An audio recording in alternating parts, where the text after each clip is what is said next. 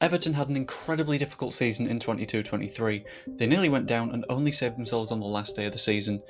The real question is, how are they going to push forwards? Here's how we think Everton will play next season. So an important first thing to remember is that it's still Sean Dyche. Now you might want some attacking, aggressive football, but you're not necessarily going to get that. It's an Everton side that doesn't have a lot of quality and will play either in a 4-2-3-1 or a more defensive 4-5-1.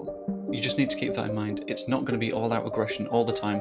It's the start of a rebuild, if anything. Starting in goal, the choice is still fairly obvious. It's got to be Jordan Pickford. He's still one of the better goalkeepers in the Premier League, and he's consistent enough. He's not someone that's going to drive you all the way to titles, but he's going to stop Everton from going down, as proven the last 2 seasons. Right back is an interesting spot for Everton. I've gone for Nathan Patterson. He's a very interesting right back. He's still quite young and had injury issues last season. I think there's a lot of potential in there. It could just take some time to come out. Now at left back, this one sort of makes sense. Vitaly Mykolenko was there for most of last season. He played, just having a quick look, 34 matches last year, amassing nearly 3,000 minutes. Now he might not have been the most solid in the league, but he's there and he does a job. Admittedly, could be looking to grow if you're looking to push up the table, but I think Everton just need a solid foundation at the minute, and I think he helps to provide that. Centre-backs, I've gone for 2 that did a good enough job last season. Tarkowski already knows how Dyche plays, so he can fit into that system. Mason Holgate, decent enough centre-back. Admittedly, again, it's a position where you want to get better players in, but they'll do this season. Hopping into midfield now, and Amadou Onana is just common sense. Sorry, the cat's meowing at me. He was one of the better players for Everton last season and arguably kept them in the league. He's really good at breaking up attacks from other teams, but he can also progress the ball with decent enough passing. He's got to stay in there for me, unless they sell him, but it'd take a big bid. Idrissa Gueye is in the same position. Looking at his stats, he's not very good at progressing the ball, he's not very good at shooting, but he's really good at blocking interceptions.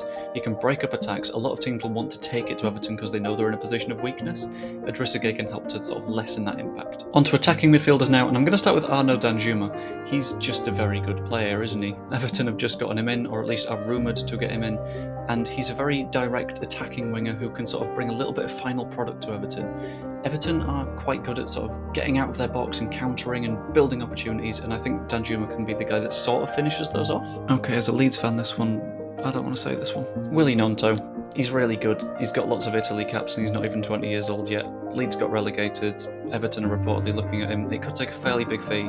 He might go to Serie A, but if Everton are able to secure that deal, they're getting an incredible player. On a less personally depressing note, Dwight McNeil. He's still really young, he's got a lot of potential, and although no one's really fully brought it out of him yet, if Everton are the ones to do that, he could be the surprise package of the season. Finally, centre forward, it's not really a question, Dominic Calvert-Lewin. Although he's constantly injured, and Everton sort of need depth in that position because I don't think Calvert-Lewin has knees anymore.